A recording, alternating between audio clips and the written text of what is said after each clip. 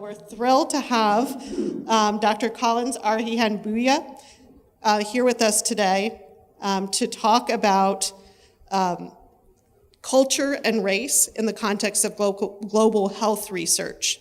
I'm going to give a little bit more of an introduction, but before I do that, I wanted to mention that we will have a reception after the lecture downstairs, so I hope you will stay and join us for that.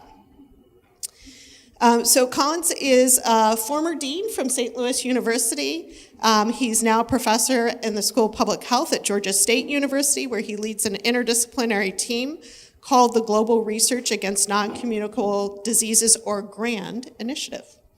He's an expert in creating solutions to promote health equity both locally and globally, and is particularly well known for his work on culture and race. We're thrilled to have you here today. Looking forward to your words of wisdom. Thank you.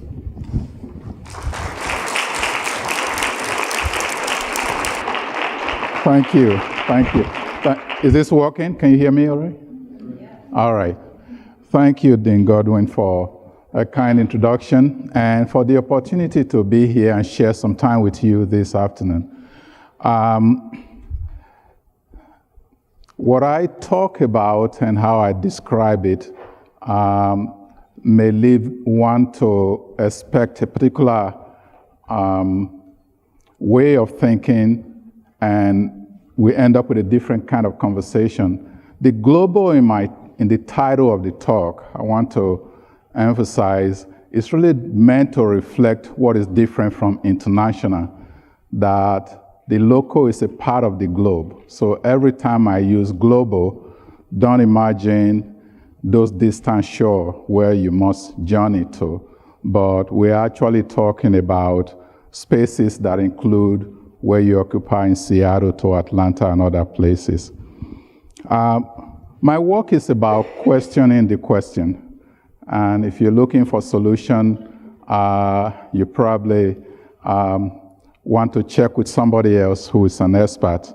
And to question the question is to link a journey within the context of what I've learned from my brother Pablo Lopez from the Redwood Band, that the longest journey you ever take is the journey between your head and your heart. So what I like to engage us in is that difficult journey of why we must question some difficult question. So I've described issue of equity as a crossroad. And when we think about a crossroad, we tend to imagine the busyness and the fact that it doesn't always have sense or logic to it. The best way to describe a crossroad often is to imagine chaos. It can have some clarity where there are structural guidance to provide some direction. But when we think about a crossroad, we think in terms of square. But what we imagine the space to be does not always have to be. We need to imagine a different way of thinking about a crossroad that I want us to focus on. It is not really a square, it's a way of binding together to, first and foremost, understand that we all belong to culture, in some instances, a multiple culture. And within each culture, there are positive, there are unique, there are negative aspects of it. But we have to then figure out how to work across cultural divide to understand what we share and what we must value, whether it's at the denominator or the differences that are often referred to as the cultural numerators. But before this can happen, we have to be willing to face what we are dealing with. Not everything that is faced can be changed, but nothing can be changed unless it is faced. So when we talk about global engagement, racism, anti-racism, every time we confront it, it may not change, but before there is a change, we're going to have to confront it. And that is a part of what I want to spend some time talking about. Why it's important to think in terms of race, racism, culture, and the role of institution in bringing about the transformation that we seek. So if you are familiar with the work of some of the writers that has guided us in terms of how we understand race and racism. Ta-Nehisi Coates argued that it was racism first before race. So for Coates, racism is the father, race is the son. So culture could be the mother. They are coexisting within space. And I want you to journey with me in this. Racism is the father, race the son, culture the mother. Where does that leave you? So the question that I ask in every audience that I've privileged to share thought with a group is, do you know who you are without what you do? Your title suggests one thing. So to answer the question, you have to answer the question, what will you be when you cease to be that which you are? Because if the answer is a nobody, then perhaps you shouldn't know who you are without what you do. So I'm a father, I'm a husband, I'm an uncle, I'm a brother, I'm a friend, I'm a colleague. So the title of professor is really incidental to the space that I occupy. So when I think in terms of what it means to face what we must deal with, I'm drawing on the different identity that form my own agency as a person. So what we have to think about is, when we think about race, we often think about it in terms of others. And then we think about it in terms of problem, and invoking Du Bois' notion of not just double consciousness, but the question he posed, what does it feel like to be a problem? And when we think about culture, we think about people, others, but the focus is on behavior. Because if I say I'm engaging work that involves culture, as long as sometimes we think about it as a problem that belongs to either the hyphenated American or others who occupy a distant shore, we want to embrace it. Because it doesn't challenge us to always get through that personal introspection of where we want to be. Public health. Now, when I say public health, I put population. Imagine that in Seattle, you don't have that debate as to which comes for public health or population. But the reality is that in public health, we are dealing with population. We deal with prevention, but we are still conditioned, and in some cases circumscribed by disease that define what we prioritize as important. And that becomes a part of the challenge that we face. But as it relates to equity, we are dealing with all of the above and social justice, which means we have to deal with structures and systems. It's not enough to to think in terms of identity, otherness, problems, behavior, disease, population. We have to deal with issues that combine all of that at the structural and systemic level. And that is part of what I'd like to spend a few minutes addressing. For behavior, we are so accustomed to looking at consumption, energy expenditure, and more recently, sleep. These are still important, maybe depending on who you are talking to, any of these domain, the expert in each area will tell you that their area is the most important. The others connect to a sleep researcher will tell you that sleep comes first, and consumption researcher will tell you that consumption comes first, and so on and so forth. It's not a question of debating which is more important, because often the hand that gives define what priority are set. But they are important, but they are behavior. But set that aside for a minute and think of the Sustainable Development Goal that identifies 17 key areas that basically say those behavior you're thinking about operate within different contexts. They are much broader issue that we should be thinking about, like poverty, hunger, good health, quality education, and gender equality, and so on and so forth. So which means the behavior we focus on, they are important. We can look at it at the local level or beyond our shores. But to address equity and inequity, there are bigger issues that goes beyond what is responsible and what are the root causes of the disparity or inequity we find in those behavior. Well, that has been a preoccupation of a number of scholars that have addressed issue of racism, and not just race, but racism, but structurally determined marginalization or traumatic experience. I've asked a group of students this morning if they read Just Mercy. Brian Stevenson, in describing the work, his lifelong journey he engaged in trying to understand or get individuals who were sentenced to death, particularly those individuals who were wrongly accused of a crime and sentenced to death, what that led to in understanding how our criminal justice system is so unjust, and why it is important to do two things in understanding not just those who are in prison, but those who also provide security or guiding those who are in prison. That number one, that we are all broken. If you haven't read Just Mercy, and I highly recommend it, I think you must read it. That we are all broken, and that a part of brokenness is what makes us who we are.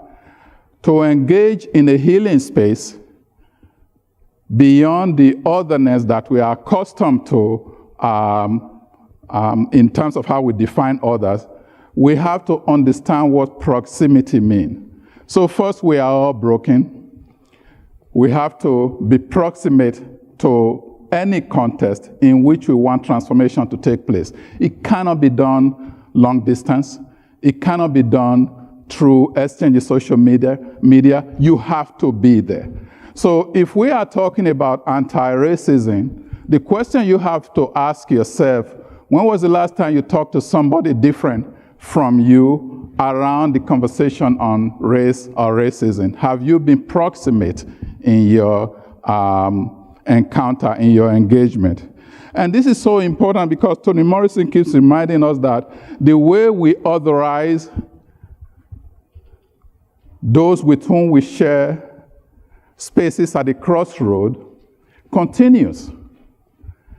We still deal with otherness in the ways that we do not want to deal with our own vulnerability, our own brokenness, so that when an issue arises, it's always about how to help others. So we have to deal with the issue of our own role and responsibility as cultural subjects if we are to bring about any healing space at the crossroad. And of course, between the Ward and Milton, his quote has made that argument that it was racism first before race. And I think on a global context, the argument has been made by other scholars that even the way that racism is being inscribed into scholarship as we know it was started by, some argue was started by Immanuel Kant, the philosopher in Germany, who begin to inscribe racism the way we understand human relations. But what Ta-Nehisi Coates is arguing that it isn't race first, but racism first, which means if we are going to unpack and disentangle the different ways that we connect or do not connect, we have to face racism. And one way to do that may be to, for each person, especially males, to understand that there are multiple ways you engage a conversation that allow you to be vulnerable in how you work with different populations. And that is what Chimamanda Adichie was arguing in the book, We Should All Be Feminists. Because the example she gave illustrating the notion of feminism, if you want a change to happen in addressing patriarchy, it cannot be left at the level of only a female engaging in the challenge and addressing and tackling patriarchy. Men have to take on the responsibility. The same applies if we are going to tackle racism. It cannot be left to those who shoulder the burden of racism. The privilege has to tackle racism. So when we look at these are just a few of the examples that I want to share with you in terms of books. People ask me, how do you begin a conversation about racism as an example of area or topic that must be tackled at the crossroad? Get some books to read and begin a conversation around what the issue that are addressed in those books. But while you do that, you have to be thinking about public health. What are some of the issues that we've been wrestling with in public health? That there are particular ways we address health that do not lend themselves to how it may be addressed in medicine. We talk about medical model, the clinical domination of how we see prevention. Chinua Achebe said no one should enter their home through somebody else's gate. No profession should enter their profession through somebody else's professional gate. The question becomes, if you see your gate, will you recognize it? Has there even been a conversation around what your gate looks like? What is your gate? And that is a part of the conversation at the crossroad. What does it mean to have a profession or a space in which we address difficult subjects and know how you enter without reference to what you are so accustomed to in terms of how scholarship is defined? So reclaiming memory is a part of how you tackle issue of knowing your own gate. Relearning your gate, for where there is not, for what is there and not only what is missing. And I shared with a group earlier that I got into issue of culture because as a graduate student, all I learned about my Nigerian parents were about what was missing. In fact, when their identity were being defined in terms of people who live in a village, the fact that they were unlettered became a reason to describe them as ignorant. And then the logical conclusion was we need to educate the population about what needed to be done in terms of health. And I knew that growing up, my parents may have been unlettered, that they were the most educated people that I ever knew in terms of decision-making, sophistication in navigating the structural and social system that we had. So I needed to find a different way of defining the population. That was how my journey on culture started, that we need to always start with the positive. What I say is that if you go into a community or you're working with any group, you need to find out some of the positive things and begin with the positive. If you can't find something positive, you need to get out or you become a part of the problem. The same applies for when we are dealing with issue of race and racism and engagement. We have to find out some of the positive things about one another and begin the conversation there. So the question of identity,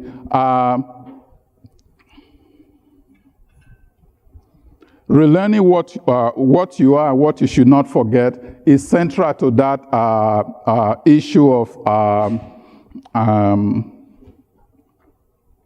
think something was missing there.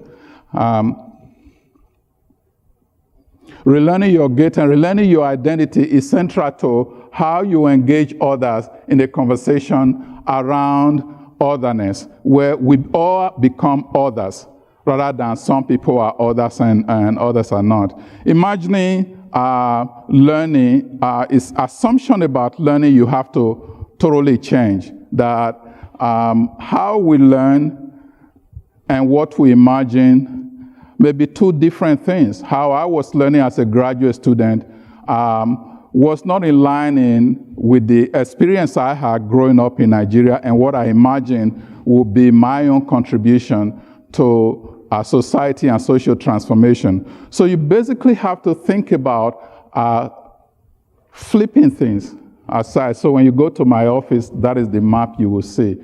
Why do we have the North and South the way we have it? Who said that is the norm? Why is this not the norm? So re-engaging and unlearning assumptions we have about place and people is a part of that journey, where you begin to think about the question you once assumed were the guideposts may actually be a part of the problem because they have not been unpacked and clearly examined. You are close to Canada. I should say that the Canadian redid the world map and placed Canada in the center and make it a point of departure. There's an Australian that did something similar and turn Australia and make it so that Australia was no longer down under. So map and cartography as a way of representation is both a journey of scholarship and politics. It really depends on where you position oneself. To embrace it, or a different way of thinking, doesn't mean what you've learned need to be totally erased. It simply means that you have to question the question. And that really is the journey of the head and the heart that I talked about.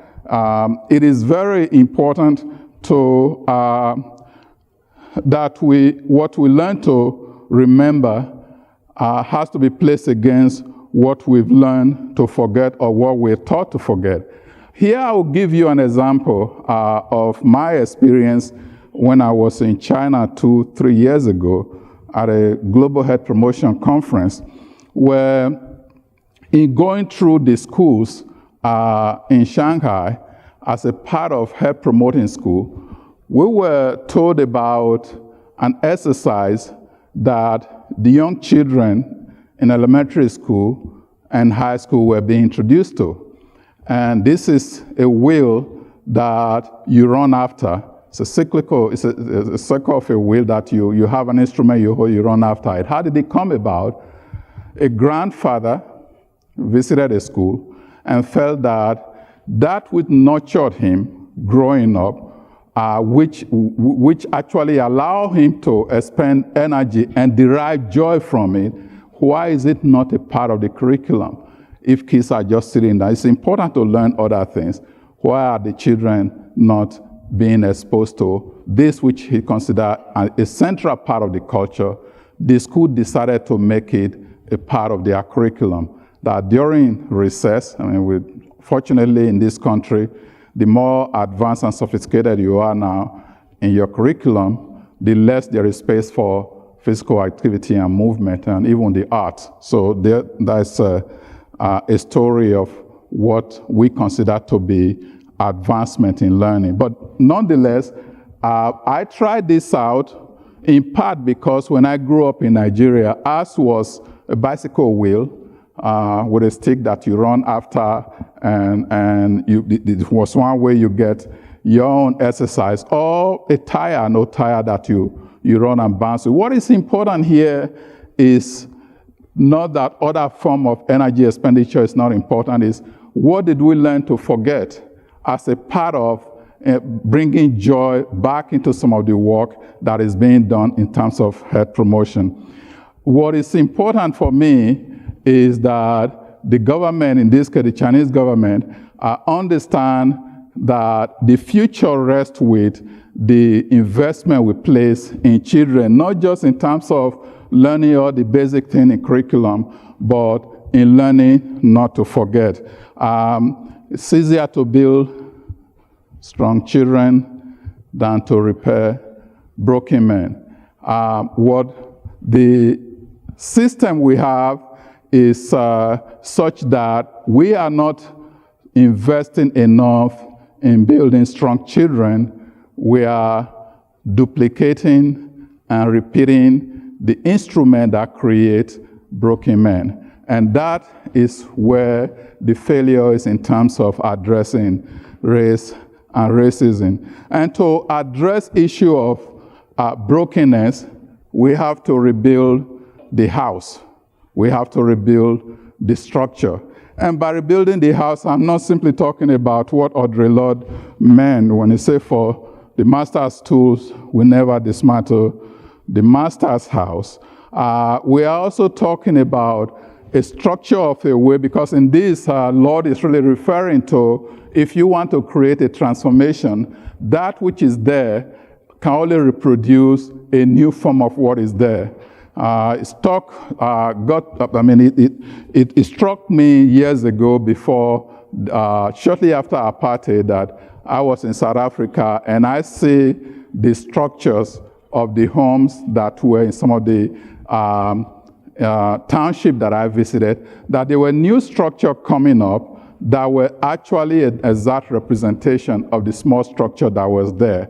So they were using the master's tool to build their own house because the transformation has not occurred at that point.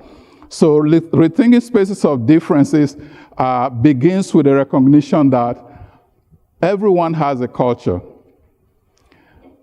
There's a scholar at Vanderbilt University, Jonathan Menso, I think his name, wrote a column in Washington Post 3 days ago, in which he argued that one of the fundamental issues of refusing to face racism is that whites do not see themselves as a culture. That it has to begin with whites understanding whiteness as a culture, identify some of the positive part of whiteness while challenging some of those negative issues, that every time we engage whiteness, it's at the point of tension over perhaps gun control and some other issues. And that everyone belongs to a culture. We have to understand that you can't really engage somebody to have a conversation around identity when you have not engaged it yourself. And to really to engage in a journey of the self, you have to depart from yourself, which is why, as I told students this morning, we strongly recommend global engagement, not the type of work that says you have to go to other countries, but go to other spaces, because the only way you truly engage who you are is to be away from who you are. And that is a central part of the conversation that need to be had at the Crossroad. Structural determinants, and we spend so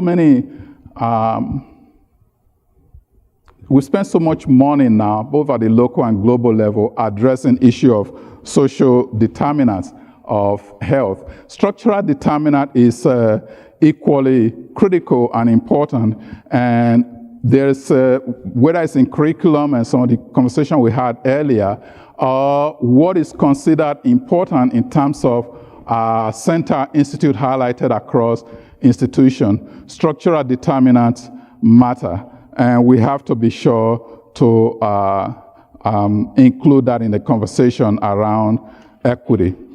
One of the areas that we often don't talk about in this divide is how different generations think, particularly compared to those of us who are on the faculty or who hold administrative offices, that generations, and this will not be new to you, that there are different generations that are different values and that we hold dearly in the generation gap. You could be in a particular department or program and have 5 generations that coexist. So you can have one single approach in how you engage that population. So the loyal and optimistic generation, which often typify how people of my generation function, suck it up, don't complain, and is very different from the Gen S that question.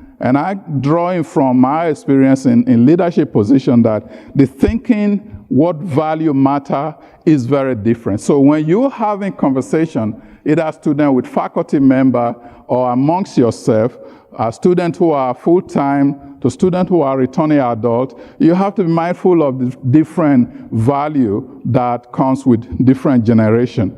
The realistic and balanced generation, who also happen to be now in recent survey are the ones that are quick to say, I want to buy a house. It's also the same generation that can easily change job. We often think about it as not being loyal because my generation is the loyal, optimistic generation. So if you hire somebody 6 months into their job, they are looking for another job. We just see that as, how dare you? You should be loyal to. But it's a different type of thinking, different value system. We have to engage all of this. And in this case, generation sameness cut across different racial, ethnic groups.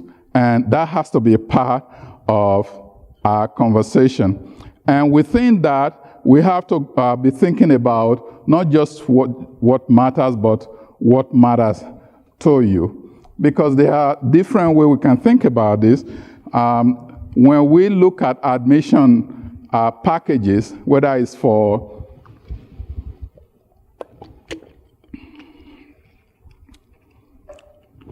admission into undergraduate and graduate program, we are still very much wedded to the conventional way of screening based on IQ. So over time, we start to value emotional quotient, emotional intelligence, that we can't just think in terms of what individuals bring in terms of the test on the performance on test score, but how are they relating, how are they connecting? But more and more, because of the emphasis on entrepreneurship, you are looking at a city that is located at the hub of innovation. One of the things that is valued more is curiosity quotient. How curious is this person? That goes with innovation and entrepreneurship. So a part of that curiosity quotient is tied to different level of generation. The younger generation is always curious about new questions. It's curiosity quotient that led to the largest taxi company in the world has no fleet, Uber. The largest hospitality industry in the world has no real estate, Airbnb. So what that really suggests is what Harari has said, that discovery of electricity was not based on continuous improvement of the candle. So sometimes we are trying to deal with issue of human relation, tension in race and racism. We want to do continuous improvement. There has to be a different way of thinking about how you cannot get to a crossroad where difficult conversation has to be had through continuous improvement. It just will not work. It's going to require a different way of thinking about what matters. The question of curiosity you can be curious and be a bystander. On my earlier work, I did first aid and emergency care. There's a whole psychology of bystander. You just stand there and be a cultural voyeur and watch things happen. But we are really talking about the importance of curiosity for innovation and being an agent of social transformation. It's curiosity because you want to engage in making a change, not curiosity so you can stand by and watch things happen, which is what we have too much of today, where people stand by and not feel that they are a part of the process. It's a curiosity that says you have to engage. Participation is simply not enough.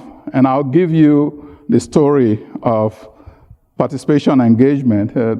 Way back, the late Havdan Mala, Director General of World Health Organization, joked about the story of the pig and the chicken that went out for a stroll in the morning.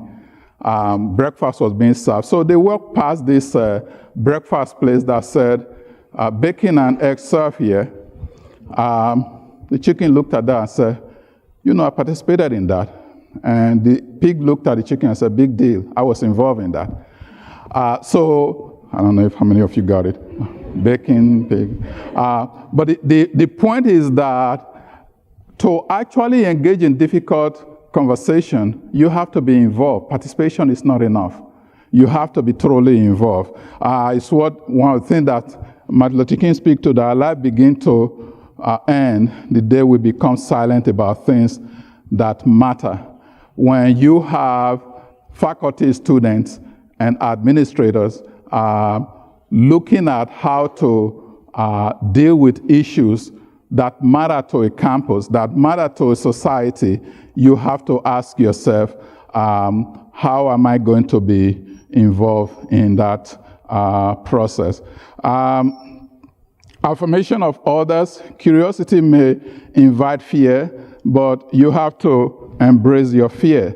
To embrace your fear, you have to heed what Eleanor Roosevelt has basically advised, that you gain strength, courage, and confidence by every experience in which you really stop to look fear in the face.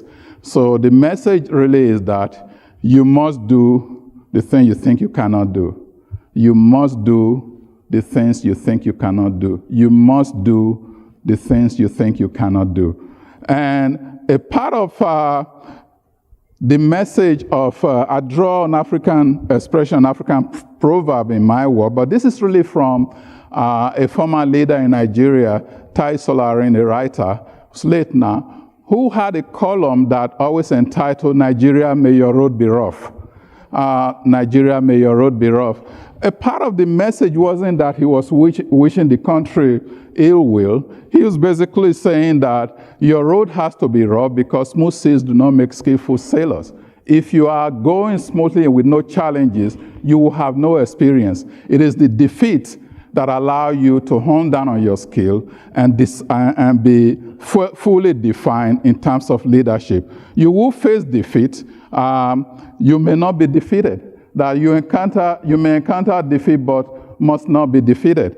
And that becomes a part of the experience of engaging a conversation in a crossroad, because it is not that your idea or your views are going to be welcomed by everybody. It simply is that you are a part of that process where the hand is circling possibilities. You have to also dare to dream. You have to, it isn't a calamity to die with dreams unfulfilled, but it is calamity not to dream. It's not a disgrace not to reach the star, but it's a disgrace to have no stars to reach for.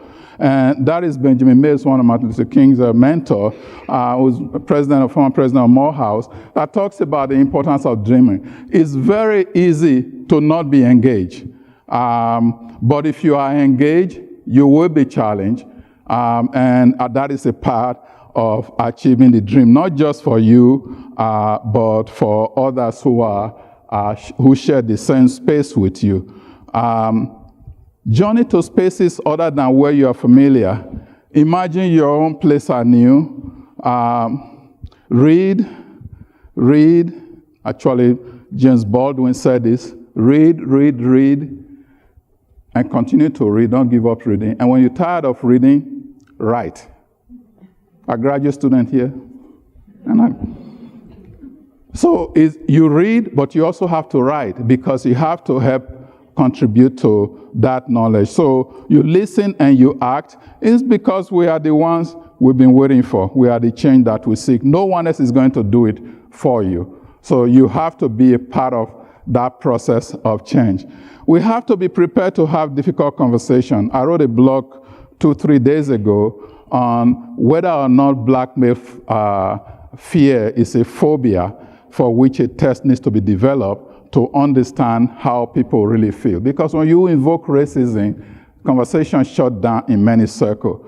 How do we understand blackmail phobia when part of it is driven by a friend of mine's 29-year-old son, African-American, was shot dead by the police in State College, Pennsylvania, March 20th.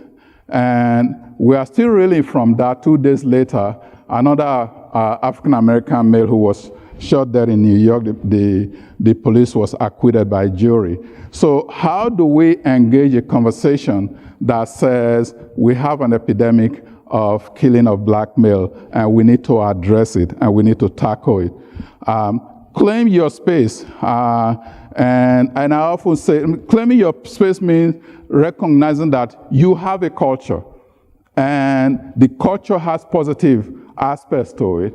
And it also has negative aspect, and it has unique aspect. Be prepared to cover all of this.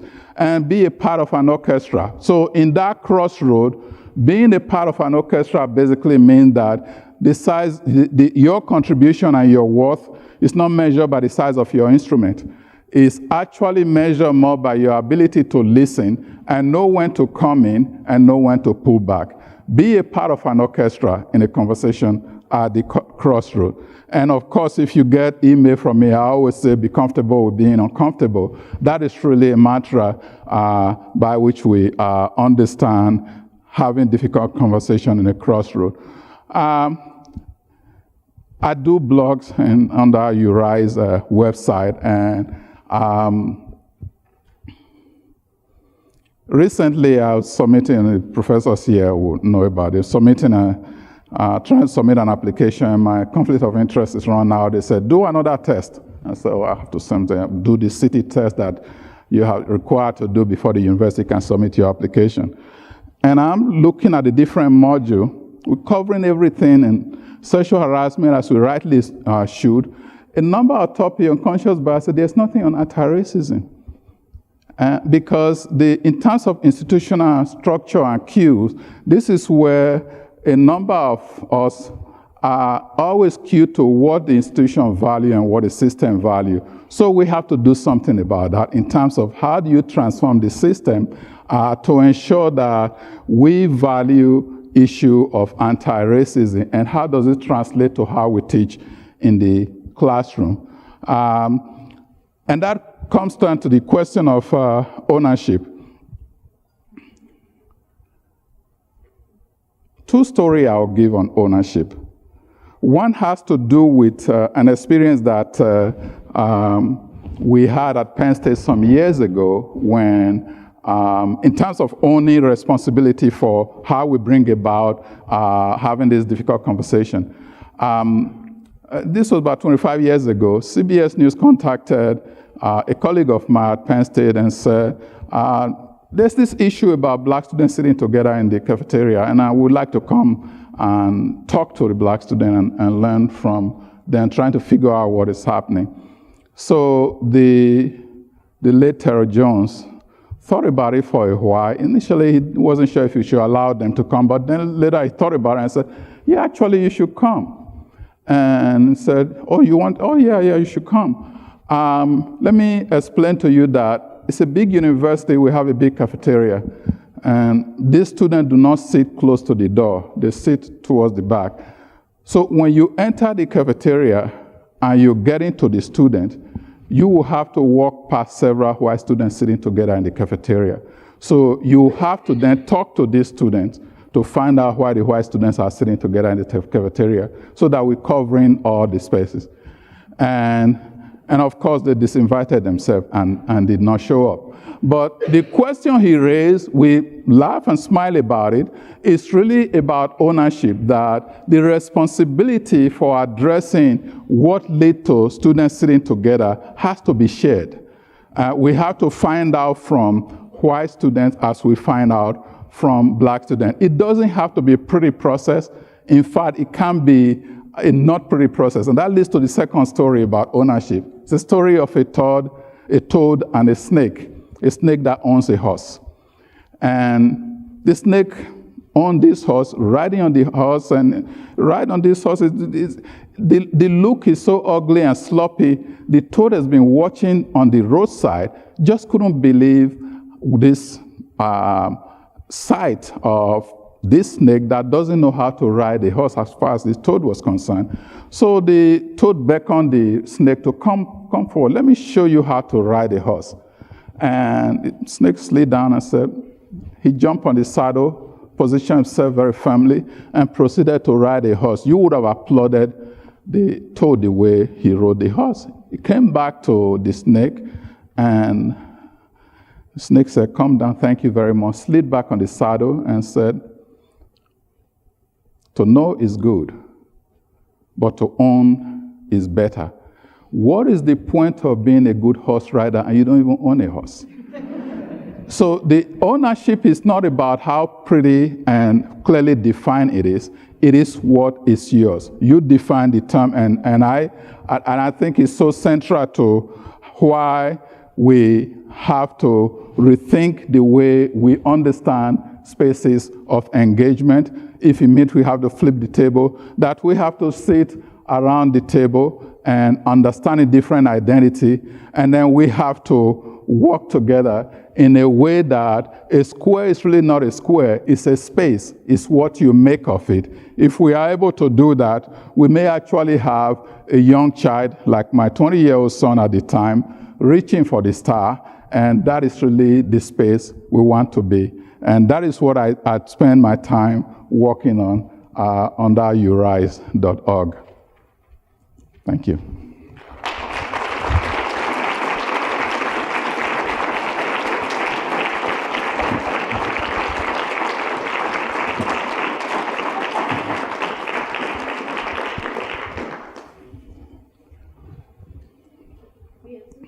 Questions? People are welcome to come up to the microphone, or I can scurry around and bring the microphone to you if you raise your hand.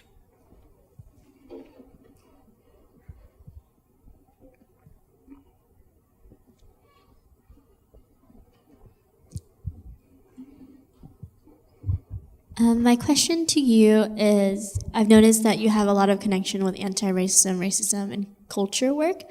What inspires that type of work? Like, what made you, based on your intersectionalities and experiences, really focus and value these types of work in public health?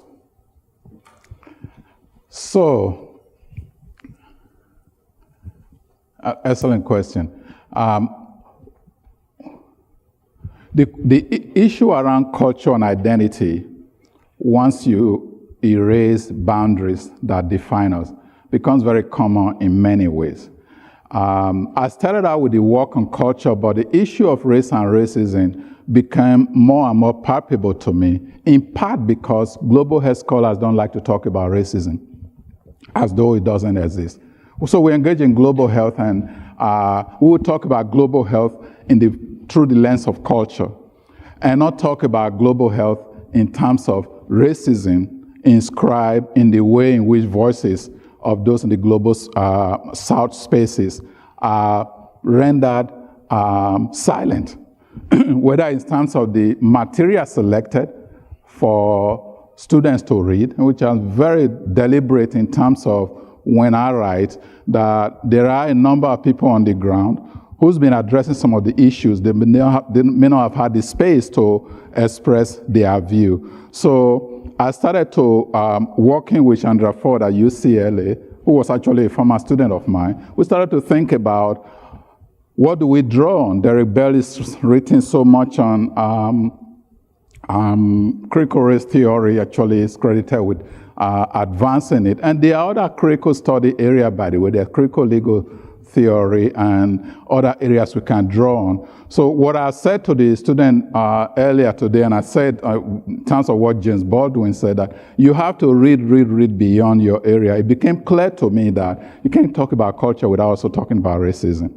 And we start to connect the two. And also even understanding the earlier work in critical race theory, where it was, I can't forget the name of this scholar, Delgado, that went to Berkeley after initially in working with he wanted to do something on critical race theory, and found out that even though he worked in civil rights and knew some cases, they were not represented in the literature. So when he asked his grad assistant to find out some work that has been done that he can reference, they were all work done by non-minority. So we started to, the idea of accumulation of advantage and accumulation of disadvantage became even clearer to me, that you have to give voice to a number of work that merits attention that we often don't do, not simply because people intentionally want to leave out, but because of habit of only defaulting to that which we know. And so good intention is not good enough. I think I said earlier to a group that is this saying that the path to hell is paved with good intention. And so good intention is not good enough. It has to be deliberate. And so racism became central feature of what I wanted to have us address as a part of the difficult conversation that we cannot avoid, particularly given the current political era we are in. It's just, it concerns all of us. There is nothing that we do in public health that is not being affected by the devaluation of identity of others.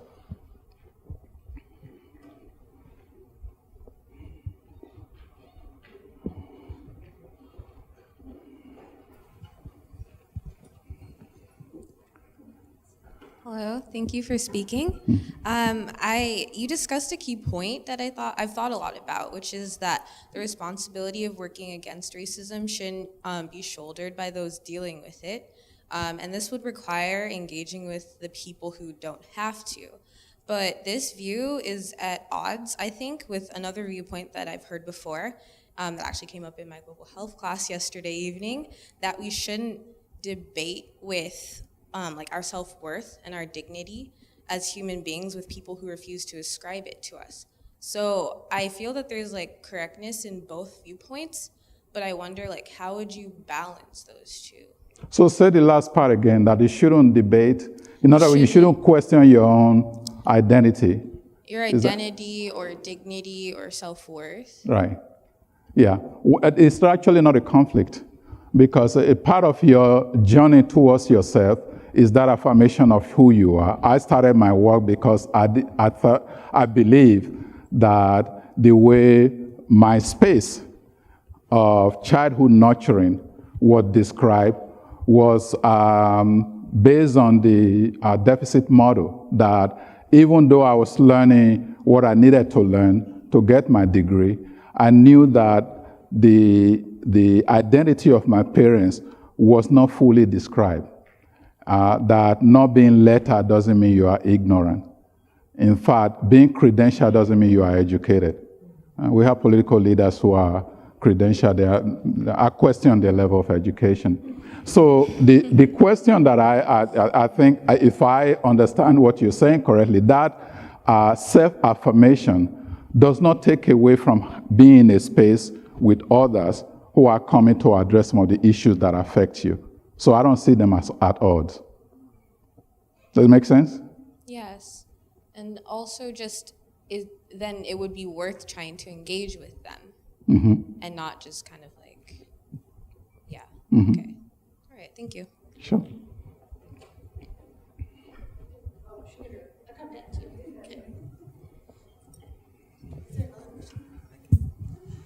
I think thank you very much. This is inspirational and helpful to think about ways that we can move forward in these conversations. And it's, I think, related to the previous questions as to the language that we use, right? So then how we use words have a lot of power. And you sort of alluded to that in your presentation, but maybe elaborate a little bit more in terms of, talking about race and racism, right? Call it what it is. Right. But how do we continue having that conversation, right? Like one of the things that I have a really hard time is using minority to describe me, basically, right? Like I'm not a minority. Right. I know, but that's the words that we have, right? The structures, right? So how do we create words that also empower us more? Because I think that also this idea that you're talking about deficit-oriented in terms of resource-oriented comes with the words that we use about to describe the populations that we work with, right? So just want a commentary about that if possible. Right. Thank you. I think it was Winston Churchill that said to change is to improve, to change often is to be perfect, to work toward perfection.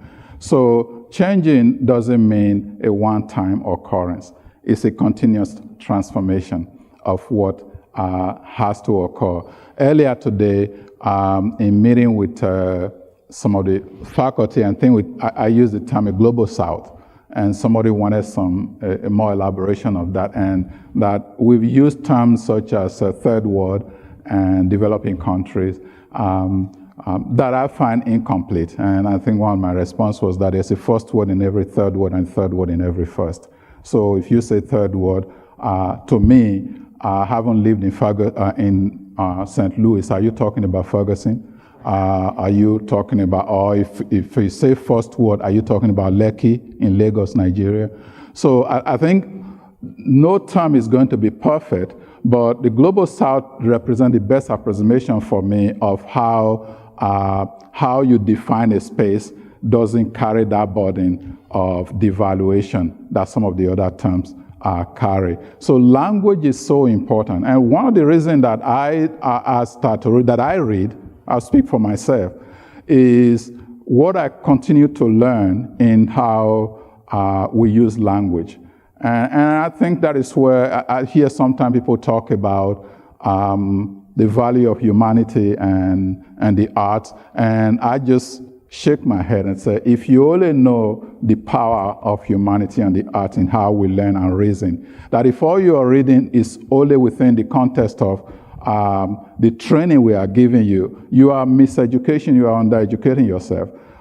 We've given you some guideposts, but you have to read beyond what we can give you. And that is where the language comes in, and having this debate and discussion where someone can actually challenge you so that you can also challenge yourself. And that is so crucial as a part of the journey. But allowing yourself to be vulnerable is the very beginning part of that journey. If you foreclose on any opportunity for learning, then I don't know what we can do with that. You have to believe that there is something that you can gain. There is something that you can contribute. It's about depositing and withdrawing. If it's just one-sided, the account has problems. So you have to be able to deposit and withdraw. Okay, one last question. Hi, thank you. My name is Kat. And you mentioned how health equity has to address institutions, and then you also talked a bit about proximity. And I guess I'm just wondering how you envision institutions changing when a lot of people are excluded, systematically from institutions. They don't get that proximity to be able to create change. And so do you have any suggestions, or how do you envision that change happening within institutions? Right.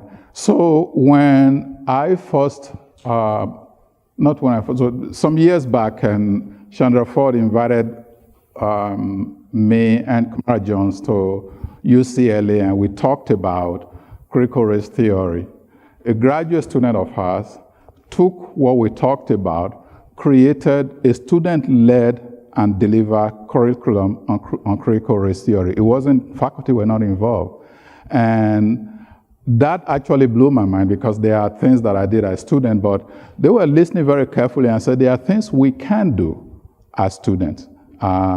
This was not and though in California the use of minority-majority is actually very confusing, because the minority actually majority. But this was a white student that took in and built a coalition of others and said, we need to do something with this. It's not enough. We can go to a classroom. It's not about going to challenge a professor and say what you're doing is wrong. It's about engaging that space where students wanted to have a conversation amongst themselves. So that is a part of the proximity.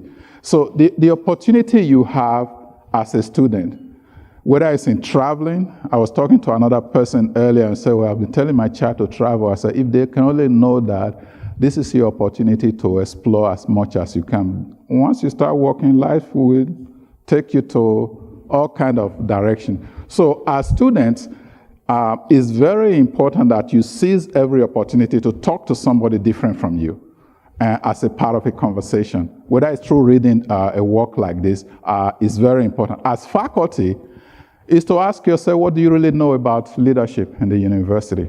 And I said earlier that I've been a head of department for 9 years, dean, and it's amazing to me, senior scholars who actually think they know the leadership structure of a university. They don't. I ask them, tell me, and because we have this image of what the president and provost and deans are supposed to do without understanding the mandate and demand for what the context that define that decision that they are supposed to make.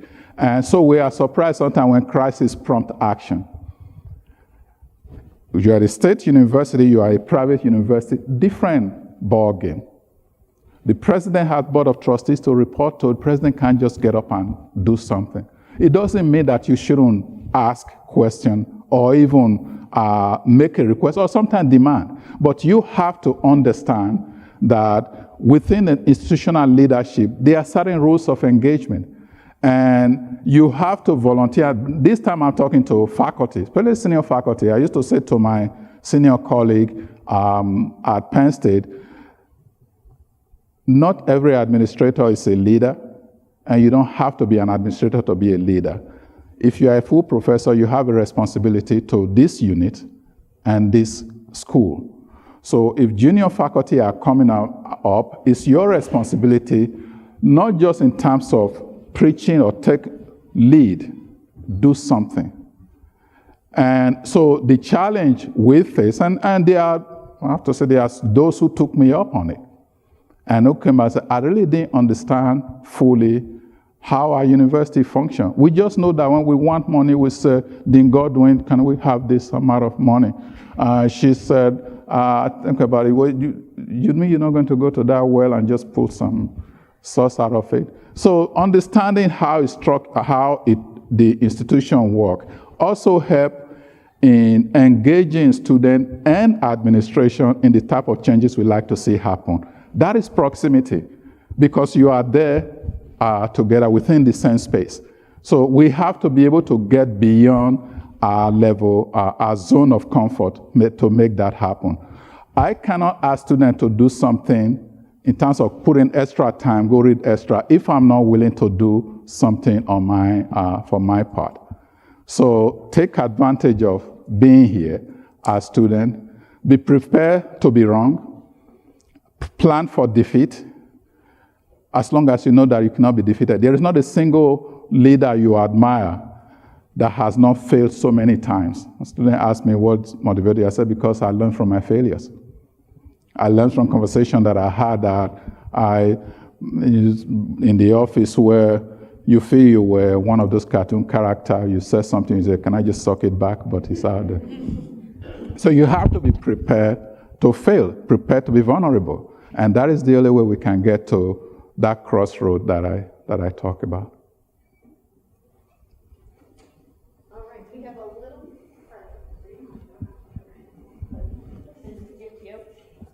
Please join us downstairs for the reception, and I'm sure Collins would be willing to continue answering questions and discussing. And please join me in thanking him for an amazing. Thank you.